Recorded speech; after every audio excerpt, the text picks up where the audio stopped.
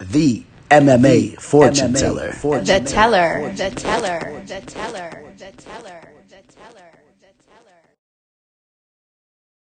Another fight week upon us. On today's episode, we'll be breaking down UFC ESPN 4, RDA taking on Leon Edwards, a very evenly matched main event. I'm looking forward to breaking down that fight.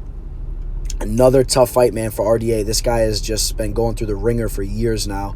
Just one tough opponent after another tough opponent. So, we'll be getting to that later. Before we even get into the ESPN 4 card, we got to take a look back at last week's card.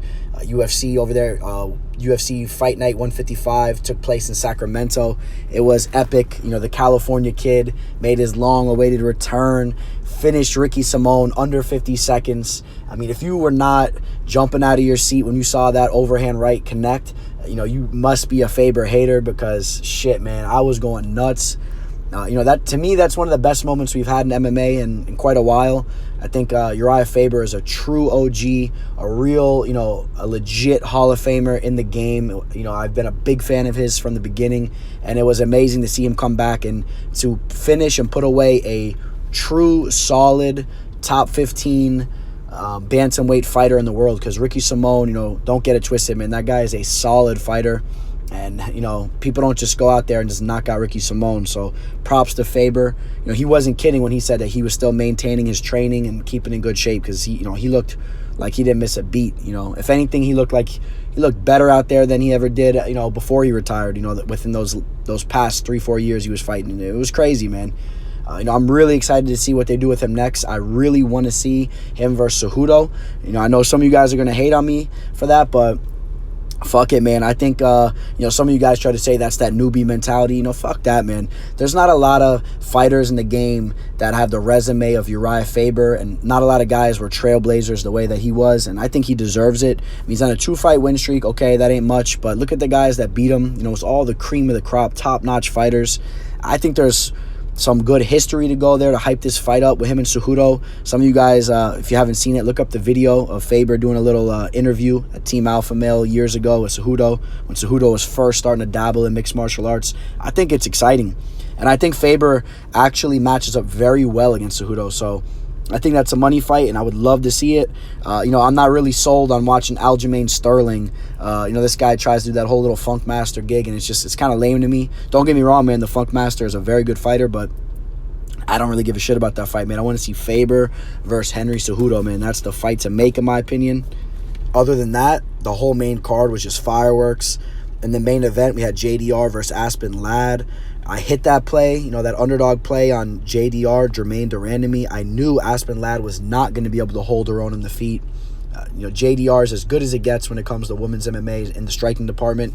And Ladd's she's taken so many clean shots, just in the limited amount of fights I've seen of her already. She's very early in her career.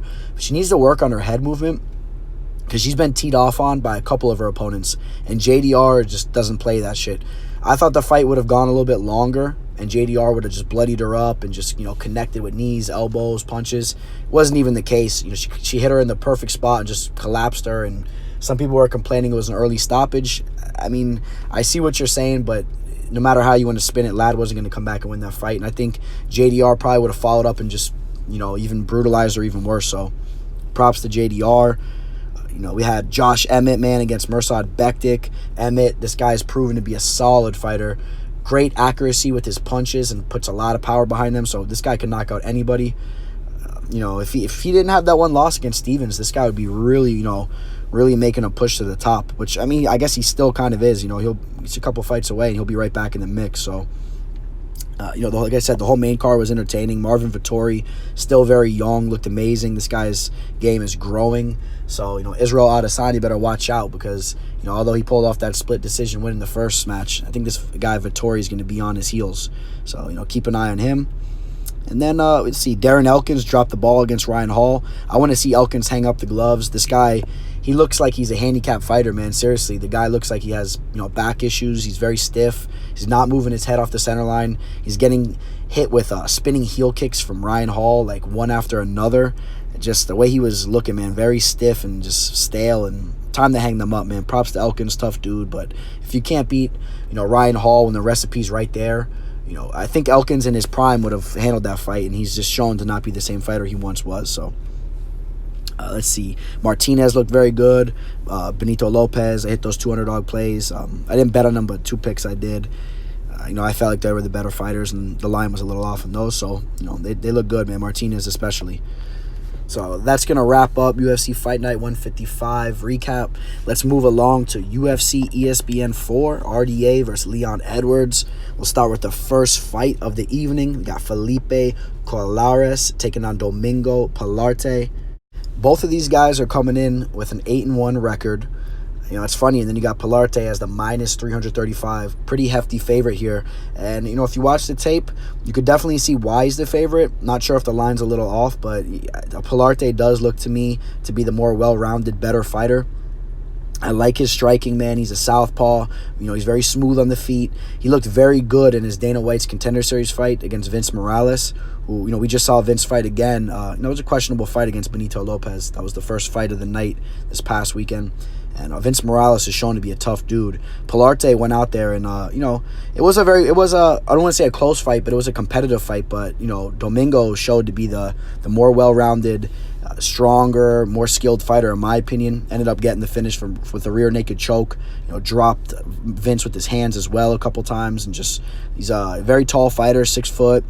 Like I said, man, I like what he's doing on the feet, the whole southpaw thing going for him. And then you got this guy, Felipe Culeros, plus 275 coming in, man. It's a pretty hefty underdog. And the guy has a good jiu-jitsu game.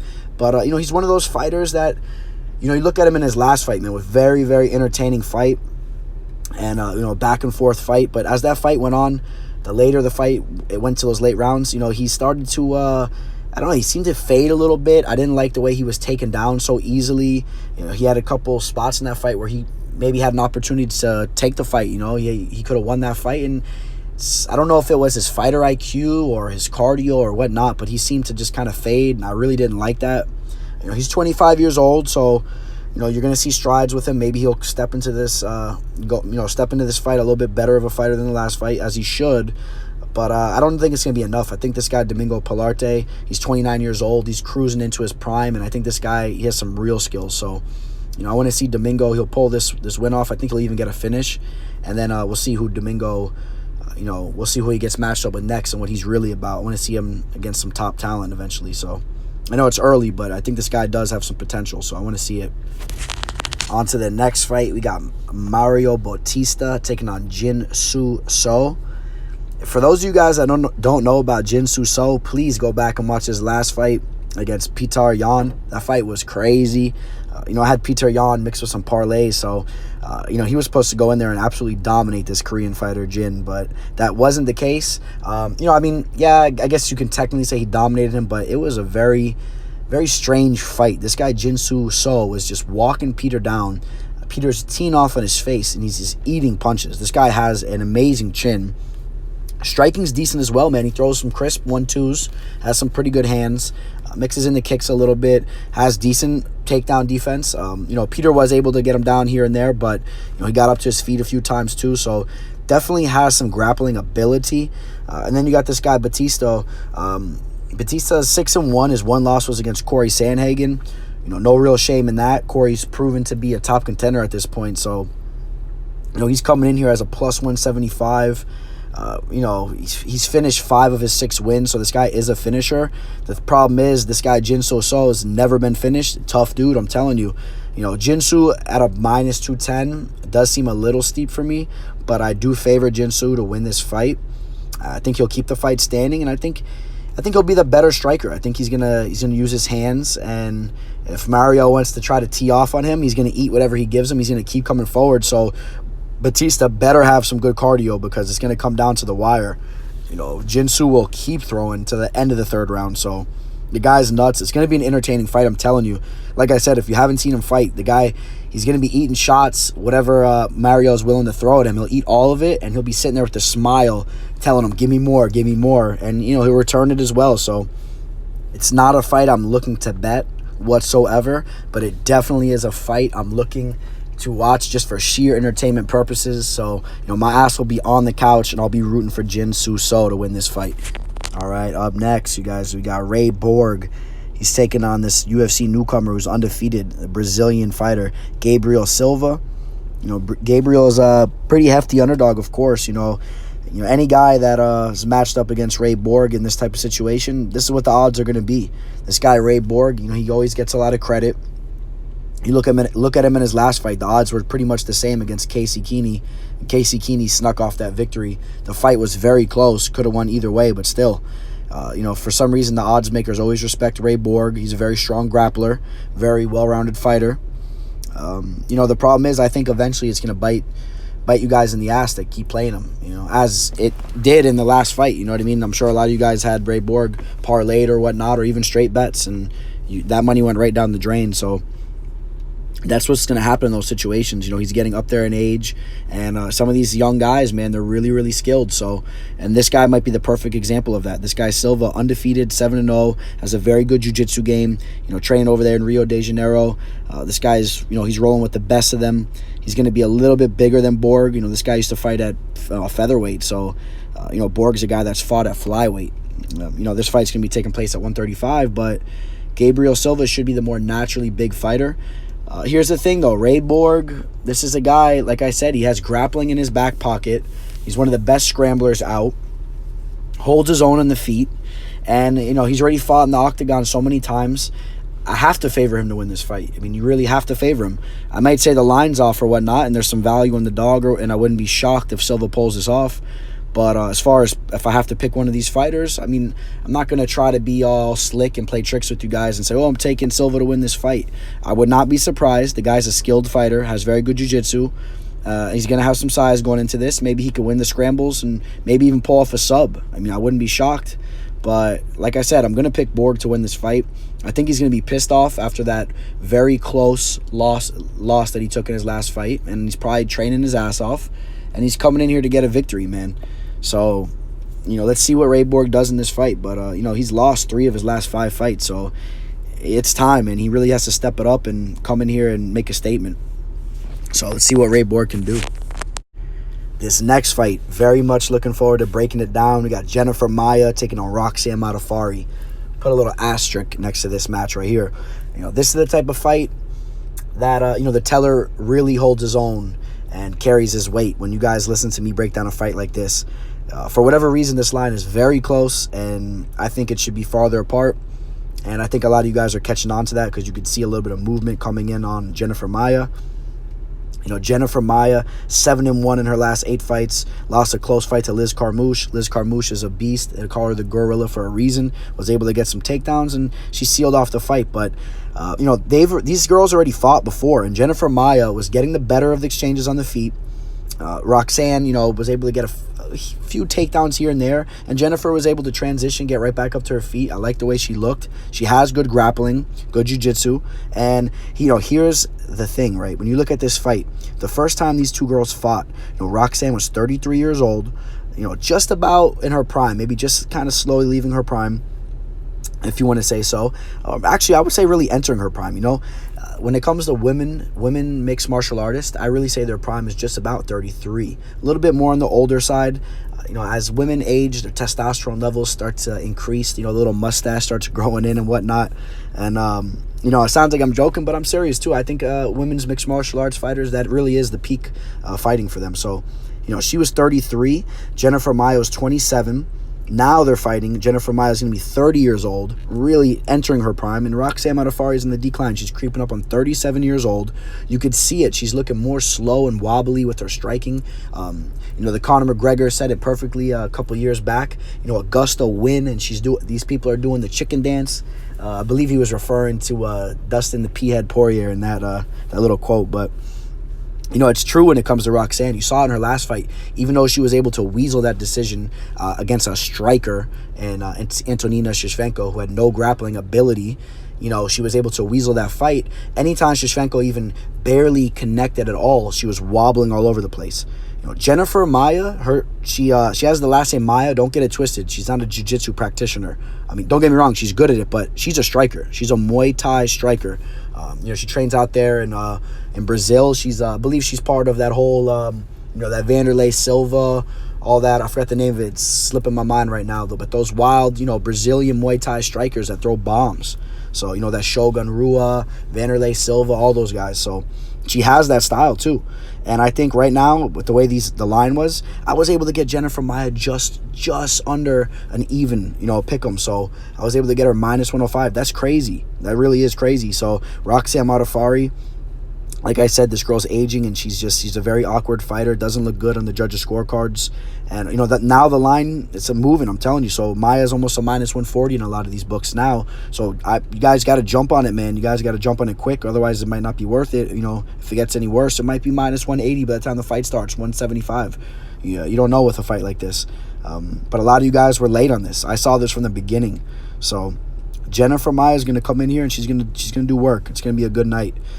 This fight was going to make the whole card for me right here. So Jennifer Maia to win this fight, possibly even get a stoppage with her strikes, using her punches and kicks. A lot of her punches, though, using her striking with her hands, and I think teeing off on Roxanne Modafferi's face. Up next, we got smiling Sam Alvey taking on Klidson Abreu. They call him the Russian Terror, this guy. It's kind of funny because he's fighting out of Brazil. I guess he's terrorizing all the Russian fighters. But, the guy is a very good jiu-jitsu practitioner, has a lot of submission wins, but holds his own on the feet as well. His last fight, he lost against Magomed Ankalaev, who's a very tough fighter. That guy's a beast. And, Abreu looked good on the feet up until he started to get dominated a little bit. But he had some moments there where he looked good on the feet. This is a guy that submitted Johnny Walker. You guys know the deal with Johnny Walker. That guy's a lot of hype right now. Abreu's a guy that submitted him in the past. He's the favorite in this fight. He's about a -170 right now, and I think it's definitely warranted. Sam Alvey, this guy, I think he's just cruising right now. He's coming off 2 TKO losses. He's coming in to get his paycheck. He has fun. He brings his wife to the fights. She corners him. They enjoy it. It's a little vacation. Here's the thing. It might seem like all fun and games, but, this game is going to catch up with you. He's coming off 2 nasty TKO losses, as I spoke of, and it's probably going to be a 3rd nasty TKO loss after this weekend. And pretty soon he's going to want to start thinking about hanging up the gloves, because it's going to get worse and worse the older this guy gets, and he's coming in with the dad bod and the little smiling Sam haircut in the back of his head. That whole thing, it's not going to last. And don't get me wrong, he's a good counter puncher. He might catch one out of the next 5-6 guys he fights, but all those other fights, they're going to start really putting it on to him. So, and even if he's lucky enough to go to decision, that whole thing with him, constantly backpedaling and getting cornered and putting that little mean face on like he's ready to throw, but he doesn't throw shit. He just constantly tries to counter. Doesn't look good on the judges' scorecards, and it's going to serve him with another loss in this fight right here. So I'm taking Abreu to win this fight, and I wouldn't be surprised if he connects with the hands and puts him out. Like I said, also has submission skills, but Alvey does have good sub defense, and he's a crafty fighter. If the fight goes to decision, like I said, Abreu is gonna it's a walk in the park. He's gonna take this victory. So might be some value on Abreu where the line is. If you can get it -160 and below, you might want to jump on that. So Abreu to win this fight. Up next, we got some more chicks throwing it down. Raquel Pennington coming in as about a +130 underdog, taking on the aggressive Mexican Irene Aldana. I like Aldana. She's coming off kind of a funny fight. Her last fight against Betch Correa. She won that fight, was able to get the submission. But, there were some moments that Betch was connecting on Aldana's face. So, that's a little bit of a question mark, because Raquel Pennington has some decent hands. She's a boxer, so got to watch Raquel Pennington's hands in this fight. And, Raquel's record is very, very deceptive, 9-7. Look at the girls that she's lost to, man. Amanda Nunes, Jermaine Durandamy, Holly Holm, Jessica Andrade, Kat Zingano, and she was in her prime. She even redeemed that one loss against Jessica Andrade. So, like I said, Raquel's a very tough chick. Irene Aldana, though, this is, in my opinion, she's the aggressor. Just a very aggressive type fucking fighter. I like that, man. She has good striking. She has a long reach, long legs. She throws the kicks out there. Needs to polish up her game a little bit, and she's not a young fighter either. So hopefully she's still making strides in her game, because otherwise the game's going to catch up to her. She's starting to fight some of the upper echelon women's mixed martial arts fighters, and you could see that the fights are getting to be a little bit closer. So this is going to be a perfect example. She's stepping in there with a girl that's already fought for the title, And I don't know. Rocky's tough in the clinch too, man. She likes to bully girls, put them up against the cage. I think there's definitely some value on Raquel. A plus 135 underdog. I mean, there's some value there. My gut just tells me that Irene's going to pull this off, one way or another. Similarly to her last fight where she was, kind of messing up a little bit, but then she pulled it together and still pulled off the submission. I think this is a girl that rises to the occasion. I think she steps into the octagon, like I always say, and she's one of those fighters that she steps in there and she expects to dominate and destroy her opponent, and I like that about her. So as far as betting wise, I don't know if I'm willing to throw it minus 150 in Irene at this point. I think that this line will tighten up. The closer the fight, the closer we get to fight night, I think the line will become a little bit more even. Maybe Irene will settle it around like a minus 130. Then, at that point, maybe there's some value in Irene. Other than that, I think the value right now is probably on Raquel Pennington at plus 130. So hopefully this will be an entertaining fight. I think Irene will bring the energy and press to action, and Raquel will see what's up with her. See if she could bounce back and try to get a victory off, coming off some pretty nasty losses. I just don't know though. I think Irene's gonna bring it. She's known for bringing it, and I think she's gonna bring that tenacious aggression. And I think she'll pull off the victory. So up next, we got another one that should be pretty good. This guy Steven Peterson. He's 17-8. He's taking on Bruce Leroy. Bruce Leroy is 14-12, man. So that's pretty horrendous. He's creeping up on being a 500 fighter. Obviously, all of his fights did not take place in the UFC. I mean, it'd be one thing if you're a 500 fighter in the UFC, that's one thing. But Brucey Bruce, this guy, I think he's kind of a gimmick fighter. He's been around for a while. Ultimate Fighter veteran. He's an interesting guy. This is one of those original guys that had street fight videos on YouTube, kind of like a Jorge Masvidal. Unfortunately, he's not near the same level as Jorge Masvidal. For those of you guys that haven't seen it, it should be on YouTube still. There's some videos. Some guy slaying Bruce down, was trying to smash him in his guard. He's in the backyard over there in the grass, and Brucey Bruce throws on a leg triangles, wraps him up. And, that shit works against guys that don't know how to fight, in the streets over here in Miami that don't know jiu-jitsu. But, I mean, I guess, hey, well, I'll take that back. I mean, he did sub Sergio Pettis as well, so believe it or not, I don't know how he pulled that off. I think if they ever rematch, that would never happen again. But, he had some size on Sergio. Sergio was kind of green at the time, a little starstruck being in the UFC, and that did happen. Other than that, though, I mean, this guy's been, like I said, the record's not that good. And then you got this guy, Steven Peterson, who's tough as hell. This guy can take a shot like no other. This guy's jaw is just made of like straight brass, you know what I mean? It's fucking steel. Strong as hell. But not the most skilled of fighters, to be honest with you. He's really not that skilled. His striking is kind of elementary. And like I said, he eats too many shots. I don't think Bruce really has the striking to make him pay that much. I really don't. I mean, from some of the guys that Steven's already been in there with already, some of his opponents have had way better striking than Bruce, and he's fared decent in that regard already. So maybe Bruce can pull off some type of submission, but I'm gonna slightly lean the underdog in this fight right here, man. I think Steven Peterson, like I said, man, he could walk Bruce down, eat the shots, and I think he'll be a little bit stronger and could possibly use his wrestling and his grappling to seal off rounds. I don't necessarily see Steven finishing Bruce or anything like that. But like I said, I just see him being the stronger fighter in there. And I think he's due for a win. I think the UFC brass, they're feeding Steven Peterson this fight for, the entertaining fights that he's been delivering as of recently. Because, like I said, they know Bruce. You throw someone in there with Brucey Bruce, and there's a good chance his opponent's gonna win against him. So I'm gonna take Steven Peterson, the dog, right here. Up next, we got two heavyweight OGs throwing down. Big Ben Rothwell taking on Andre the Pitbull Arlovski. These guys already locked horns some years ago. Andre edged out the decision, and I don't think this fight's going to be the same, man. It's a whole different ball game right now. We're talking almost a decade of difference in time, and Andre Arlovski has won 2 of his last 11 fights. The chin is gone. He's on the edge of retirement. I'm a big fan of Andre, to be honest.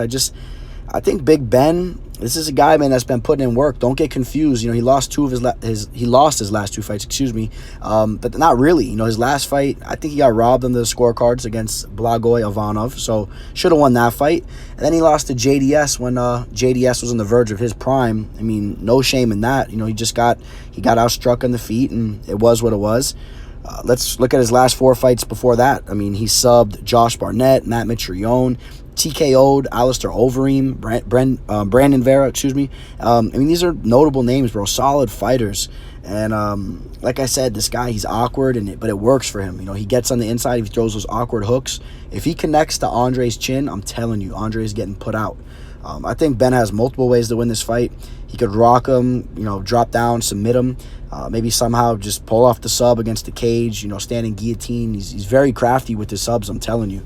I think he'll be stronger in the clinch, and he could use his wrestling. He's getting up there in age a little bit, but at the same time, he had some years off to rest the body, and you guys know the deal with the heavyweight division. Age really isn't always everything. It's more different, like X factors. For example, like the chin, and that's Andre Arlovski's situation. He has the mobility and somewhat of the striking, but if the chin's gone, the chin's gone.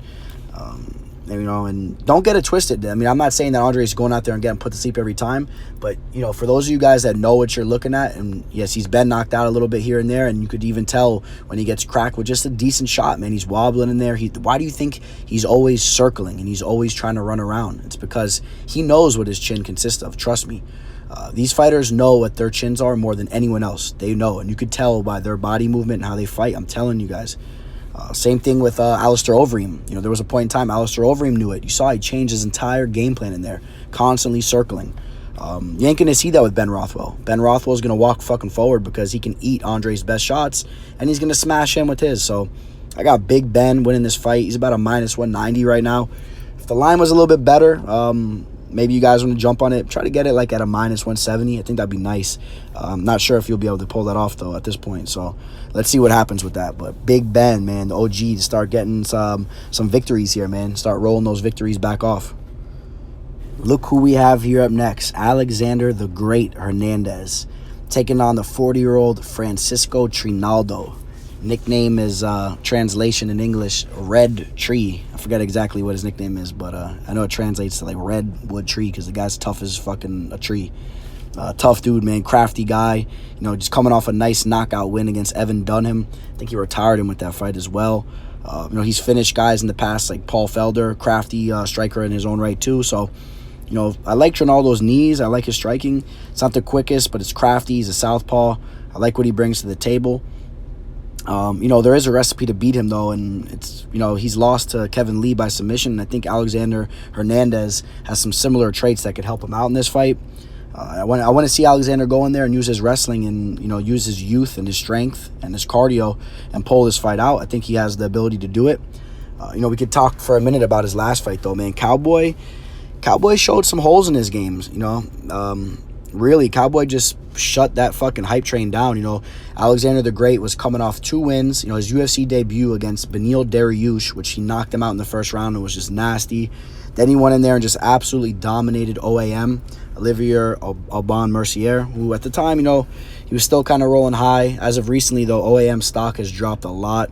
He's been coming off a couple different losses, which put a little asterisk against that, next to that name OAM, because there's going to be something that's going to correlate to OAM that's going to be bringing some money to all of us. So just keep that in mind moving forward here, if you guys catch my drift. But, back to Alexander Hernandez. Cowboy, he fucking looked great against Hernandez. He was using the knees, the elbows, just everything, the head kicks, just mixing it all up. And Alexander Hernandez needs to polish up his striking. Yeah, he has the power, right? If he throws it right down the pipe, he can knock guys out, and he's a strong guy, and he can push the pace and try to out-grapple certain fighters. But, for the fighters that are going to stuff those takedowns, you got to have something else in the feet. You got to step up the striking. I don't necessarily think that's going to be the case here, but God forbid Francisco stuffs some takedowns and is able to throw some nasty knees up the middle, start banging up Hernandez's body. He's going to start having some flashbacks in there. It's not going to be good for him. But I don't see that being the case. I just think that, Trinaldo, man, he's fucking 40 years old. I think Alexander's going to have the youth on his side, and I think that's going to pull him through this.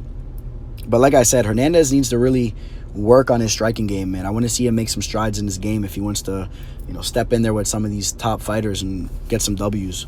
But I'll take Alexander Hernandez to win the fight. But, don't be shocked. Don't be shocked if Trinaldo steps up. But, Hernandez to win. Up next, great matchmaking right here by my boy Sean Shelby.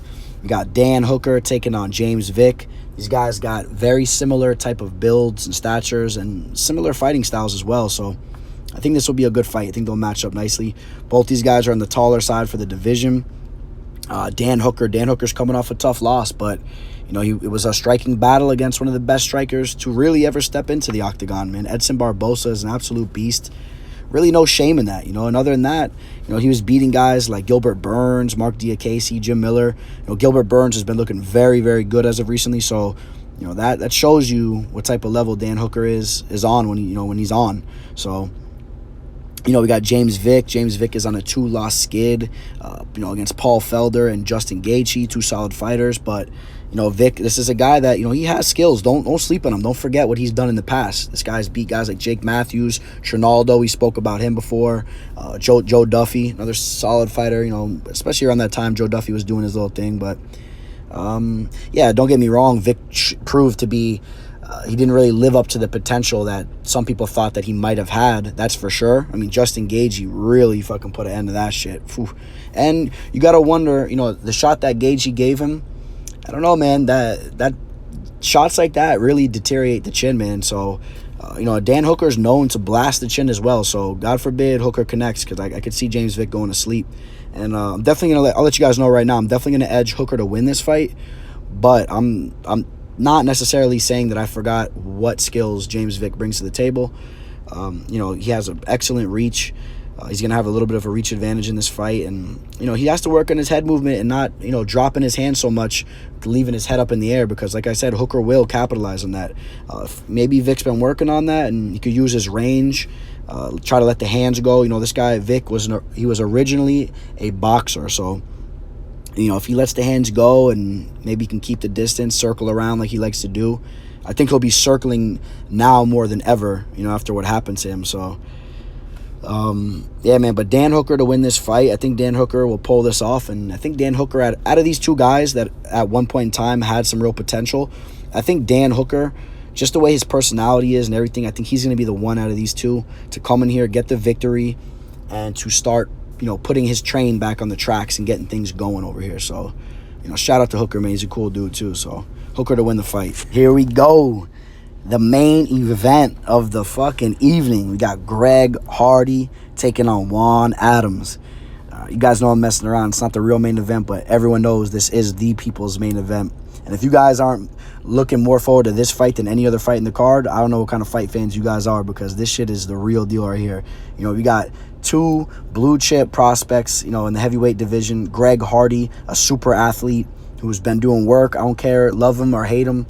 You can hate that whole fucking women beating situation that he had. Who knows the real facts of what went on, but this guy definitely brings it. And for a guy that's only been training MMA for as long as he has, there's not a lot of fighters that could excel the way that he has. So, I mean, it was tailor-made for him, being that he's in the heavyweight division. There's not a lot of skilled, let me word that properly. There's not a lot of top-level talent in the world when it comes to the heavyweight division of mixed martial arts. It's just, there's not as many guys that walk around this earth that size. So, when you take these super athletes, you start training them in mixed martial arts, it's a little bit easier to get them to that level. You're not necessarily going to do that with a lightweight fighter, man, at his age, and just, you're not going to take some running back or some wide receiver that's walking around at 170, 180 pounds, cut some weight and he's fighting at the lightweight division. He'll never, ever step foot in the UFC, ever. If he starts training in his late 20s and up to 30 years old, it's just not going to happen. It was a little bit tailor-made for him. But the guy, nevertheless, he's a super athlete. And he's taking on a guy who, I don't know if you want to call this guy a super athlete as well. I know he was never in the NFL, but this guy is fucking humongous. He's very quick. This guy, you look at his Instagram, Juan Adams. By the way, this is my boy right here. Juan Adams, in his Instagram, he says he incorporates 285 because he's a real 285er. This guy cuts down in weight to hit 265. This is a guy that was a Division I wrestling athlete, man. This guy's a real mixed martial artist, man. He's a wrestler. This guy's been doing this thing for a while now. Wrestling is, in my opinion, the number one most important martial art, that you can bring to the table when you step into the cage. So don't get it twisted. He's coming off a loss. He's 5-1. He had his first L handed to him by an Olympian wrestler. I believe he was a Greco-Roman wrestler, Arjun, the Canadian Indian guy, who's a very crafty guy, very professional. And Juan Adams looked good in that fight, though. He stepped up. I made money on that fight. I'm not going to lie. I took Arjun. I just had a feeling that he would be a little bit more professional in there. But Juan impressed me. He's making strides. You could see he's taking the game more serious. And I think his wrestling is going to come in very handy in this fight. This guy Greg Hardy, he's only been training wrestling for so long over there at American Top Team. This guy Juan Adams, Division I wrestler. Has Greg Hardy, has he felt someone with the size of Juan Adams inside the cage before? I don't think so. So, and Greg Hardy, I want to see him go to the deep rounds and see what he's about. Juan Adams proved in his last fight. He already went 3 rounds in a nice fucking fight, man, a nice brawl. So I think Greg Hardy might be... I don't want to say I think he is, but there's a possibility. As of right now, he's been more of a front runner. Let's see. Prove to me first. Let's see Hardy dig deep and let's see what he's about. I know my boy Juan Adams. I know what he's about. This guy's the real deal. He's the fucking man. Cool ass dude, bro. It's my boy right there, Juan Adams. He's gonna pull this through, man. This guy, he's gonna keep polishing up his game, and he's gonna be a true contender to the heavyweight division in the next couple of years. Mark my words. This guy, he has all the attributes, all in the skills. He just needs to polish them up, and the sky's the limit with this guy. I'm telling you. So, yeah, man, I'm taking my boy Big Juan Adams, and he's going to win this shit, and then he's going to celebrate with a bunch of fucking junk food, doing his fucking thing, celebrating, man. So, shout out to Big Juan. I hope you're listening, bro. You got this fight. If I know you're probably busy, it's fight week, but when you're done, I'll tag you in this shit. Take a look. I told you were going to win this fight because you'll probably be listening to this after the fight. I know you're busy. I knew you were going to win this shit from the get-go, bro. So shout out to you, Big Juan. All right, on to the next fight. It's not going to be as exciting as that last breakdown, but you know what? The fight might be, just as exciting because I think we're going to see a knockout here. You got Walt Harris really putting his game together right now, training at American Top Team as well. He's familiar with Greg Hardy over there. They're getting good training in there together. He's taking on Olynyk, who's also an American Top Team training partner. These guys have trained together in the past, so they're going to be familiar with each other. I think that's going to benefit Walt Harris for sure. Walt Harris he needs to know, what to watch out for in regards to submissions. And I think training with him, he'll know certain tricks that Alexi does and how to avoid them. But I think it's pretty simple. Just don't get close to him where you guys are wrapping up, grappling, getting this match to the floor. Keep it standing, circle, use your athleticism, keep your distance, and then burst in at certain times, throw your strikes, try to knock his ass out, come back out, circle again, engage again until you get that knockout, and you will get the knockout on this 42-year-old veteran. Alexi Olynyk has had so many fights. You saw him in his last fight. It didn't look that good for him, man. Overeem just made quick work of him. That was another guy that had the advantage of training with Alexi in the past and using that to his advantage. So I think Walt Harris is going to do something similar over here. And, he's 12-7, but his record is it's a little bit deceiving because, some of these losses, like the Godbeer loss, that was a fight that he was dominating, got disqualified. It was bullshit. I had money on that too. They robbed us. He threw that knee and it kind of nipped Godbeer, and Godbeer pussied out in that fight. So, and it just... Walt Harris is putting it together, put it like that. A lot of his losses are against decent opponents too, man. It's decent and solid opponents. And Walt Harris is also a very athletic dude, ex-football player, and he's getting polished up over there at American Top Team. And we'll see. I mean, he might start making some rumbling after this fight too. Get this knockout, and let's see who he has next. So Big Walt, the big ticket over there to get the W. We made it. Shout out to everyone that rode with me through this card. We're here at the main event of the evening. We got a fucking barn burner, man. Really, really hard fight to call. Rafael Dos Anjos taking on Leon Edwards. I mean, shit, where do we begin? I know exactly where to begin. Let's look for a second at some of the competition that Rafael Dos Anjos has faced in his last fucking 10 to 15 fights. I wanna just list off the guys in order from most previous fight and on. Check these names out. Kevin Lee, Kamaru Usman, Colby Covington, Robbie Lawler, Neil Magny, Tarek Safadine, Tony Ferguson, Eddie Alvarez, Donald Cerrone, Anthony Pettis, Nate Diaz, Ben Henderson, Jason High, Khabib, back to Donald Cerrone, Evan Dunham. Bro, those are all solid-ass fighters. These are fucking guys that could be future Hall of Famers, man. These are champions. I mean, these champion after champion, just top-notch fighters. And, his record against all those guys' names that I just listed, let's put it like this. The only guys out of all those guys named, all those top-notch fighters that I just named, the only guys that defeated him were Kamaru Usman, an absolute beast, the fucking welterweight champion, who's just, he outsized him, out-wrestled him. Colby Covington, the new breed. This guy just pushes a pace like no other. Let's see. Win. All right, Tony Ferguson, Eddie Alvarez. Come on, man. These guys, just top-notch lightweight fighters, man. Champions, really. Both of them, champions. Let's see. Cerrone, Pettis, Diaz, Bendo. Oh, and Khabib. Oh, what do I need to explain about Khabib? Khabib, fucking, in my opinion, the GOAT. The greatest to ever do it, in my opinion. You know what I mean? So those are the only guys that beat him after that whole list I just named of just top-notch fighters.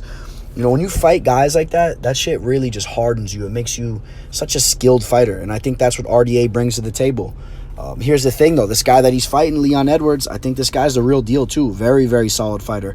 17-3, has notable wins against real, just top-notch fighters. Gunnar Nelson, Vincent Luque, Albert Tumenov's very solid striker as well. Out of his 3 losses, 2 of them were to Kamaru Usman, no shame in that. Claudio Henrique da Silva, very, very solid fighter. If you're not familiar with him, trust me, take my word, very solid fighter. There's one other loss, okay, that was years ago. This guy, Leon, has really been putting it together, and he's going to be a little bit bigger in there. This is a 5-round fight, though. I think the 5 rounds are going to favor RDA. When it hits the 4th and the 5th, RDA has been doing this. He's been doing these 5-round fights, and he's been doing them against guys that, as I said earlier, have just crazy cardio. Colby Covington, Usman, and he survived in those fights, man. He really, he was in there in those late rounds, really just still trying to work, trying to stuff takedowns. Just the guys were just a little bit too much for him. Leon's not going to have that edge on him as far as cardio and grinding him out in the late rounds. Leon, he's going to have to style on him with his striking, and he's going to have to do it early. And he might want to put him away early, because if it hits the late rounds, RDA might run away with this. RDA might use his grappling to pull off a sub in the late rounds, just how he did in his last fight against Kevin Lee, possibly. But don't get it twisted. I think this fight, it's a very close fight, and I would not be surprised if Leon comes out here and handles work. He's a very skilled fighter. But I'm riding with my boy RDA, 100%. I'm riding with RDA. This guy is a true gladiator. He's a stud, man. He's just put the work in. And I think this is his fight to win. I think he really needs to come out here and just handle work. And, he wins this fight, and shit, he's going to be knocking on that door again for another fucking title shot before you know it. So, shout out to RDA. I hope he comes through. I really do. I really hope he does. All right, that's going to wrap it up. UFC ESPN 4 RDA versus Edwards. I had fun breaking these fights down, man. I'm just going to wrap this up. I'm going to post this shit on YouTube. So, obviously, if you're listening, it's already up now. So, like I said, I think there's a couple spots to make some money on this card. For those of you guys that want me to elaborate on that more, DM me, comment below. I'm telling you, I definitely have one solid-ass play on this card. What else? There's some big bets coming up. I've been looking at some of the feeds I follow on Instagram announcing these new fights as soon as they get announced, and there's been a handful of fights that I really, truly, honestly feel that there's just money sitting there to be made. I love when those come around. I love it. It helps the account just grow even bigger and bigger. So I hope you guys saw the fights I'm talking about as well, because I just threw a fucking hefty amount of money on one bet already. So I got that going. That's going to be coming up in a couple weeks. Other than that, like I always say, man, I appreciate you guys, my true guys out there listening to me, doing my breakdowns. I'm going to keep this stuff coming. Like I told you guys, always stay tuned. There's going to be some big things coming over here from the teller. Please, if you guys are listening and if you haven't subscribed yet, please hit that subscribe button, hit that like. Check me out on Instagram, man. Please, follow me. Get me on Twitter. Trying to get this stuff going over here. I mean, expanding the channel and whatnot. So we'll get that going. And what else? What else, my guys? Comment below. Let me know what you guys are thinking. Tell me if you guys have any recommendations for the channel. I would love to hear from you guys. I love to hear from my followers out there. So tell me what you guys think. And I guess that pretty much wraps it up. MMA so signing out.